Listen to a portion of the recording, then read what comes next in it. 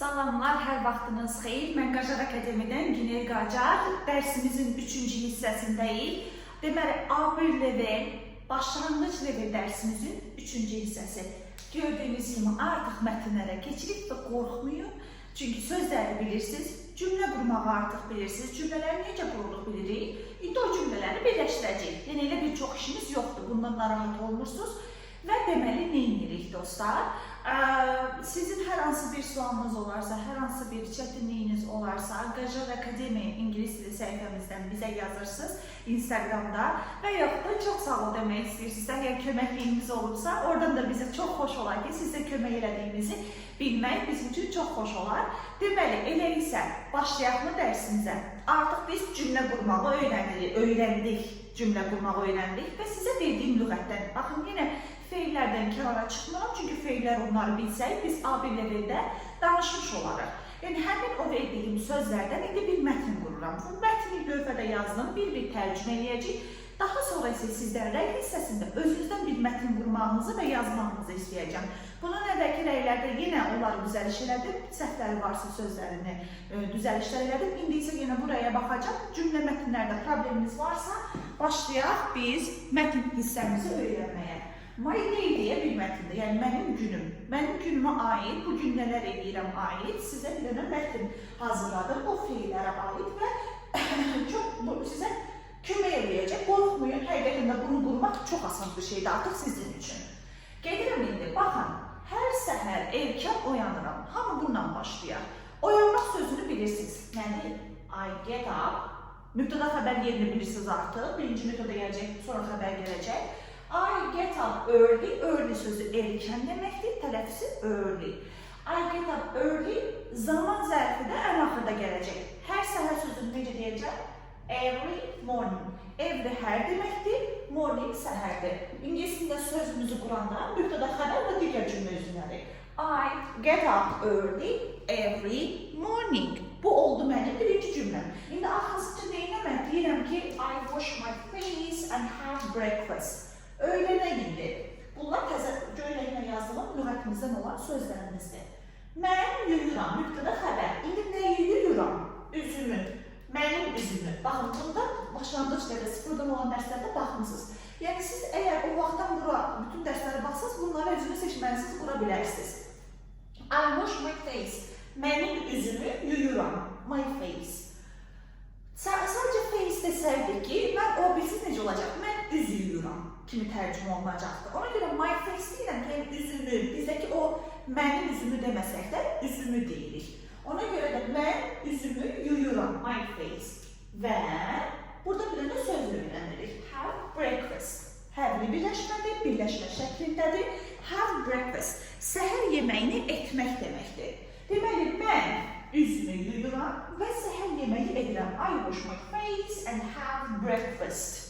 I wash my face, mən də sizdə təkrarlayım, and have breakfast. Səhər yeməyi edirəm. Görürsünüz, ingiliscə cümlə qurmaq artıq necə rahatdır. Then, baxın, then sonra deməkdir, ardıcıllığı göstərir. Bir də after sözü də var, o da sonra deməkdir. Bu deyil ha, mən ona after deyə bilmərəm. Hamı after bilir və ardıcıl hərəkətdə sonra demək istəyəndə after demək istəyir. Olmaz. After bilsin nədir? Dan sonra. Məsəl üçün, after lesson, dərsdən sonra. After, nə bilim, TV, watching TV, TV-yə baxdıqdan sonra. Yəni, bu dan sonra da after deyirəm. Amma hadisənin ardıcılığını bilirənlər. Then, sonra. Sonra nə edəcəm? Gedirəm işə. Mübtəda, xəbər. Sonra da hara getdiyimi deyirəm. Then, I go to work. I go to work. Work deməli nə oldu? İş. Sonra mən işə gedirəm. Then I go to work.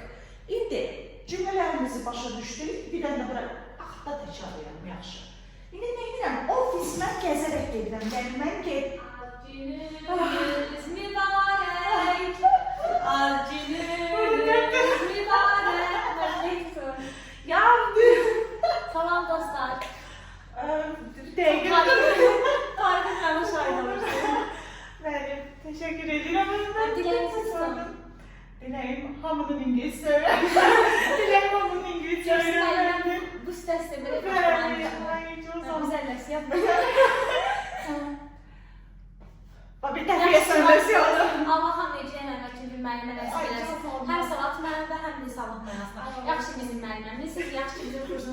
bileceksiniz. Her zaman ilerleyin. Go! Bəli, davam edeyim.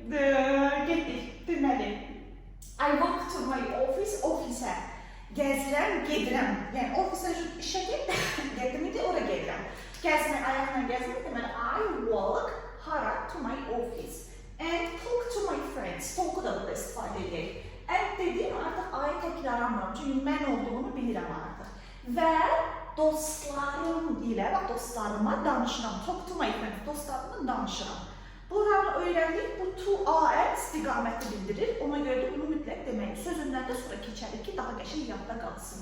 Deməli, buna qədər təkrarlayıram. I get up early every morning, I wash my face and have breakfast. Then I go to work and I walk to my office and talk to my friends.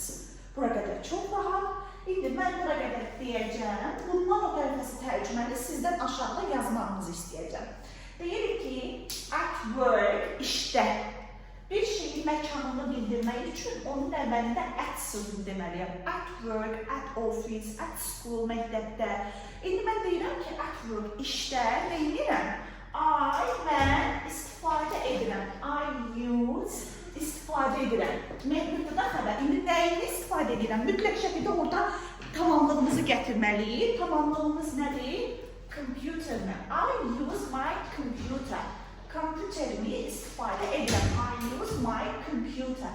Və yazıram e-maillərimi, yenə tamamlıq. Baxın, xəbər sonra tamamlıq olmalıdır. I use my computer. Mən kompüterimi istifadə edirəm və e-mailimi yazıram. And write, xəbərimi dedim, sonra e-mailimi. Sonra deyirəm ki, I help, mən kömək edirəm.